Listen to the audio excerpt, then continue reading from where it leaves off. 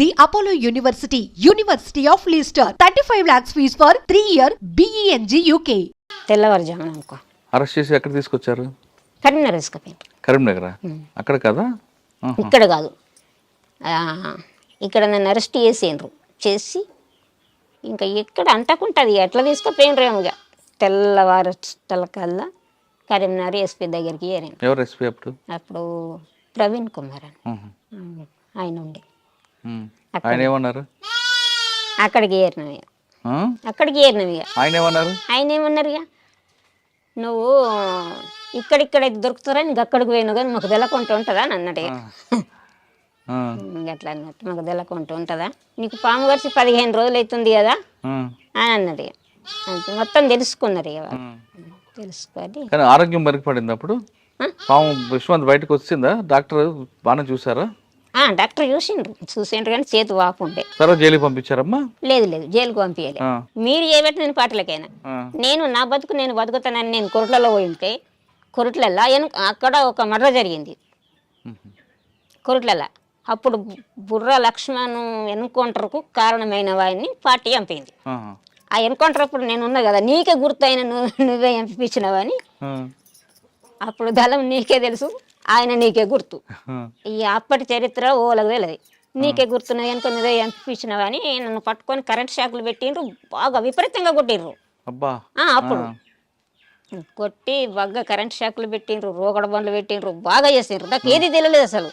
ఇప్పుడు మళ్ళీ జైలుకు పోయేదాన్ని మళ్ళీ ఏం చేసింది పార్టీ నన్ను మంచి లీడర్ని పంపించి ఇడిపించి బయటకు తీసుకుపోయినరు అన్నట్టు. అట్లా అయింది అన్నట్టు. నాకు ఏది తెలియకంటే ముందు నన్ను మర్డర్ కేసులు ఎరికెత్తా అనుకున్నారు.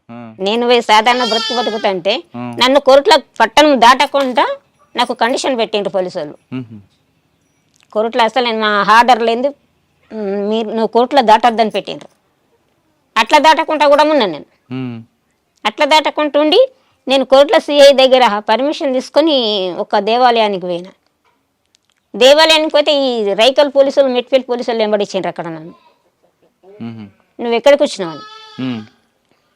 దేవాలయానికి కూడా నేను పోవద్దా మరి? పోనీ నన్ను బయట వాళ్ళని అంటే నా ఇంటికి రోజు చెకప్, ప్రతిరోజు చెకప్ ఇంటికాడ పొద్దున్న దాకా నుంచి పొద్దుగా దాకా చెకప్. అంత నిర్బంధం చేసిండ్రు నన్ను. రెండోసారి వచ్చి మళ్ళీ పార్టీలోకి వెళ్ళారా? మళ్ళీ ఎక్కడికి వెళ్ళారు? ఇదే ఇక లాస్ట్ ఇక మళ్ళీ ఇవన్నీ ఫస్ట్ నుంచి నయ్యి అట్లా ఉన్నాయి అన్నట్టుగా నాకు బాగా పోలీసులు బాగా ఇచ్చేసారు. మరి ఇప్పుడు చివరిగా అరెస్ట్ అయ్యారు మీరు? చివరికి ఇక్కడ ఇక పాము గారు జైలుకి వెళ్ళారా? జైలుకి వెళ్ళలే. ఇక చెప్పాను ఇవన్నీ మీరే కారణం అని చెప్పాను నేను పోలీసు వాళ్ళని. నేను సాధారణ బతుకు నేను ఇక్కడ బతుకుతా అనుకుంటే నన్ను మళ్ళా టార్చర్ చేసి మళ్ళా నన్ను కరెంట్ షాకులు పెట్టి నన్ను నిర్బంధించి నన్ను ఇచ్చేసారు కనుక నేను పాటలకు వెళ్ళవలసి వచ్చింది. చాలా జీవితం పోతే పోనీ ఉంటే ఉండను అనుకొని నేను వెళ్ళినంతే. అంటే ప్రవీణ్ కుమార్ గారు తప్పేమాదన్నారు, ఒప్పుకున్నారు. నేను మీ ఊర్లోకి వచ్చి కూడా తప్పని చెప్తా కానీ నువ్వు మళ్ళీ తిరిగి పాటలకు కానీ అన్నారు. అంటే సరే పోను, నాకు మీరు ఏమి అనుకుంటా ఉంటే నేను పోను అని చెప్పానన్నా అని అక్కడి నుంచి నన్ను ఈ కోర్టులోకి పంపించారు. కోర్టులో సిఐ గారి దగ్గరికి పంపించారు. పంపిన తర్వాత అన్నారు అన్నట్టుగా. అప్పుడు నేను బాగా బక్కగా ఉన్నా. నువ్వు ఏ గాలిలో దూరిలో లేచిపోతావు ఏమనుకున్నావు, నువ్వు ఇంత చేస్తావని తెలిస్తే మేము ఇట్లా వేసేటోళ్ళ అంటే లేచిపోతారని అంటే టార్చర్ ఎక్కువ పెడతారా? నువ్వు అందులోకి పోయినా కానీ నెగులదని చెప్పాను, ఇంటికాడ ఉంటే టార్చర్ పెడతారా? అట్లా ఇట్లా అన్నా కానీ ఇక వాళ్ళు సిఐ ఉండే నరేష్ కుమార్ అని ఆయన బాగా ఇచ్చేసిండు అన్నట్టు. ఇక విపరీతంగా ఉంటుంది. తర్వాత ఎక్కడ ఉన్నారమ్మా? బయటకు వచ్చారు మళ్ళీ పార్టీకి వెళ్ళారా? పోలేము ఇక అప్పుడే ఇక కలిసి అది నేను అక్కడికి వెళ్ళి ఇంటికి వచ్చినాక కోర్టుల సిఐ నాకు చెప్పింది ఏంటంటే ఒక 3 విషయాలు మాకు చెప్తే మిమ్మల్ని సరెండర్ చేసుకొని మీరు కోరుకున్నది ఇస్తాము, మీరు లగ్జరీ జీవితం గడపచ్చు అని అడిగినారు అన్నట్టు. ఆ 3 పొలిటికల్ లీడర్ ఒకటి, జర్నలిస్ట్ ఒకటి, సిటీ డాక్టర్ ఒకటి. City doctor. ఈ 3 విషయాలు చెప్పు. ఆ ముగ్గురు ఎందుకు? మేము ఇంటర్వ్యూ ఇస్తాం కదా, ఇంటర్వ్యూ ఇచ్చినప్పుడు మేము జర్నలిస్టులు పరిచయాలు ఉంటాయి కదా, వాళ్ళ పేరు చెప్పమన్నాడు. అప్పుడు శంకర్ ఉన్నాడు కదా, అప్పుడు నేను ఇక్కడ మహిళా టీం కమాండర్ ఉన్నా కదా, అసలు జర్నలిస్ట్ పేరు కూడా చెప్పాలి. డాక్టర్ ఎవరు? City doctor. మనం ఇక్కడ నుంచి హాస్పిటల్కి పంపిస్తాం కదా నా సభ్యులకు ఆరోగ్య పరిస్థితులు బాగలేనప్పుడు. ఆ డాక్టర్ పేరు ఆ డాక్టర్ పేరు కావాలి. సిటీ డాక్టర్ పేరు ఒకటి కావాలి. పొలిటికల్ లీడర్ పేరు ఎందుకు? వాళ్ళకి ఎందుకో మరి తెలియదుగా. పొలిటికల్ లీడర్ పేరు చెప్పు, జర్నలిస్ట్ పేరు ఒకళ్ళది చెప్పు, సిటీ డాక్టర్ పేరు ఒకటి చెప్పు. ఈ 3 చెప్పు. ఇక చెప్పారా మీరు? చెప్పలే.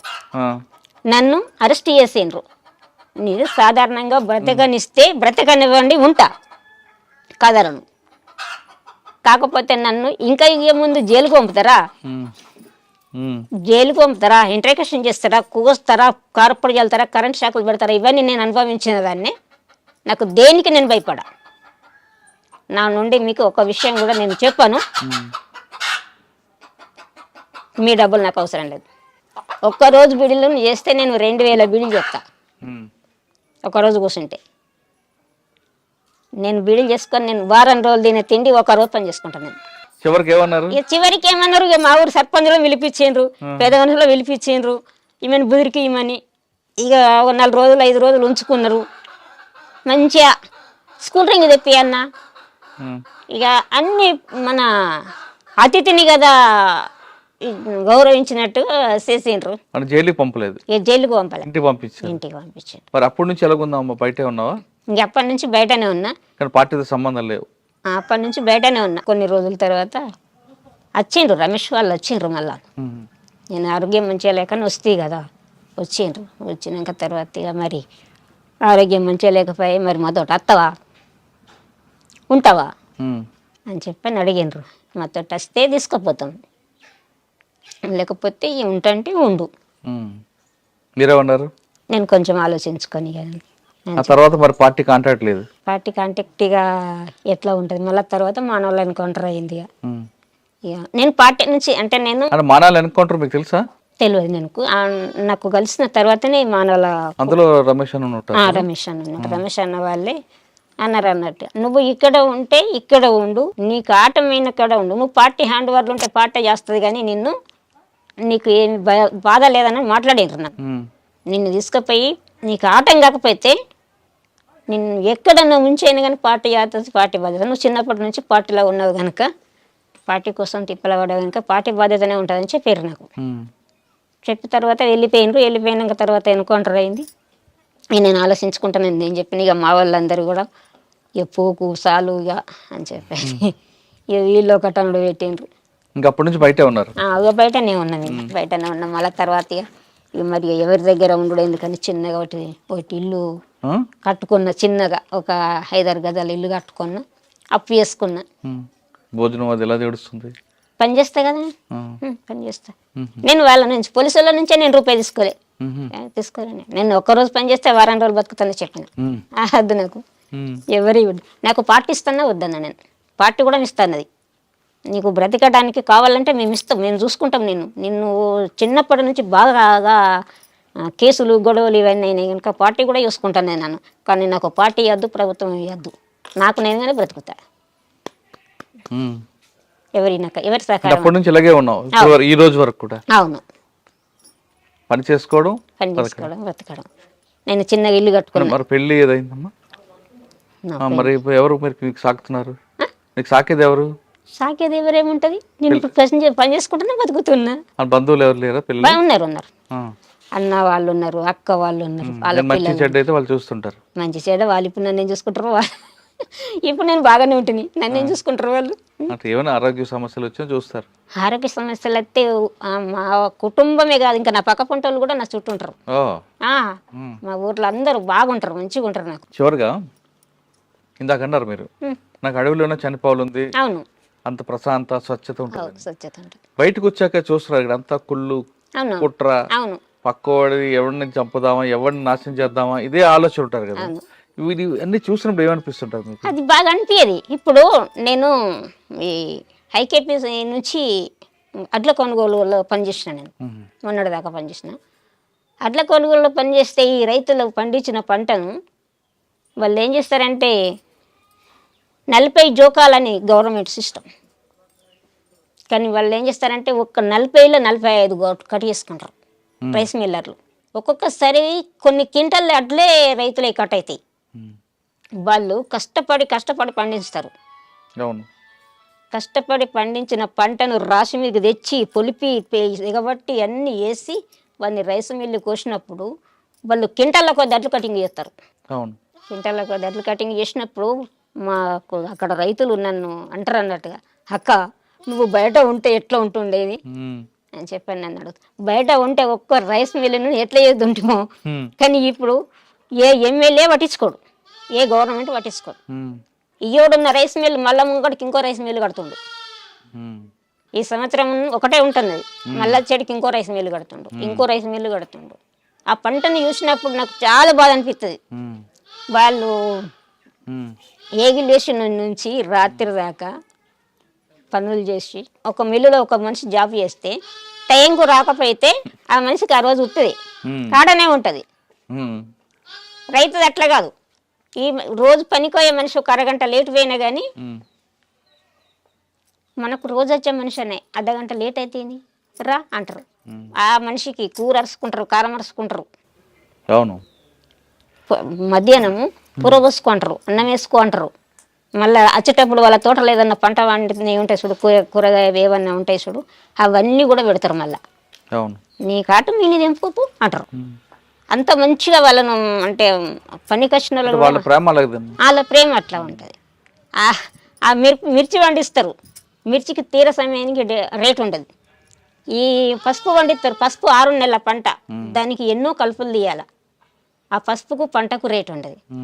అప్పుడు రైతులు కానీ వాళ్ళు అసలు లక్ష్మక్క నువ్వు ఎందుకు వచ్చినావు, నువ్వు అబ్బా నువ్వు బయట ఉంటే ఇప్పుడు పిల్లగాళ్ళు అంటారు. మా సొంటలం కూడా మత్తుంటే మేము ఇప్పుడు గిన ఉంటే అని అంటారు. అన్నప్పుడు ఏం చెప్తాం, అట్లా అనిపిస్తుంది. సరే అమ్మా, ఇప్పుడు ఆఖరిగా చెప్పు ఒక ప్రశ్నకి. మీరు వెళ్ళారు, చిన్నప్పుడే పార్టీకి వెళ్ళారు, ప్రజల కోసం పనిచేశారు, అంటే ఒక కమిట్మెంట్ గా పనిచేశారు, ఒక నిజాయితీగా నిబద్ధతగా పనిచేశారు.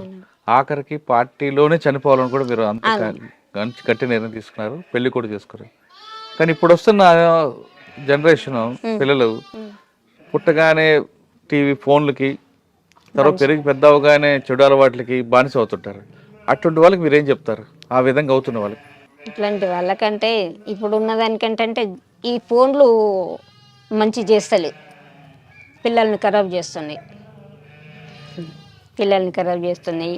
అంత ఆడపిల్లలు కూడా ఖరాబ్ అయిపోతున్నారు, మగ పిల్లలు కూడా ఖరాబ్ అయిపోతున్నారు. మగ అంత వ్యవస్థనే ఖరాబ్ అయిపోతుంది. పార్టీలు ఉన్నప్పుడు చాలా స్వచ్ఛమైన గాలి, స్వచ్ఛమైన ప్రేమ చూశాను. అక్కడే పార్టీలో అమరులై ఉంటే ఎంత బాగుండేది అంటున్నారు పద్మక్క అలియాస్ రజతక్క. ఆవిడ చెప్తున్నట్లుగా హరుణక్క. ఇప్పుడు యువత అంతా కూడా ఒక కమిట్మెంట్ లేదు, ఏమీ లేకుండా చిన్నప్పటి నుంచి ఫోన్లకు అలవాటు పడడం, ఆడపిల్ల మగపిల్ల అని తేడా లేకుండా చెడు వ్యసనాలకు దారి కావడం అనేది చూస్తుంటే బాధ అనిపిస్తుంది. ఈ వ్యవస్థ ఎటు వెళ్తుందా అనేది ఆవిడ ఆవేదన వ్యక్తం చేస్తున్నారు. ఇప్పటికైనా పార్టీలోకి రావడం కాదు కానీ మీ కాళ్ళ మీద మీరు నిలబడండి, చెడు వ్యసనాలకు దూరంగా ఉండండి, మీకు జన్మనిచ్చిన తల్లిదండ్రులకి ముందుకు సేవ చేయండి అంటూ అరుణక్క చెప్తున్నారు. ఇది అరుణక్కతో ఎక్స్క్లూజివ్ ఇంటర్వ్యూ. వచ్చే వారం మరొక ఇష్టం మళ్ళీ కలుద్దాం. అంతవరకు నమస్తే. థ్యాంక్ యూ అక్క, థ్యాంక్ యూ వెరీ మచ్.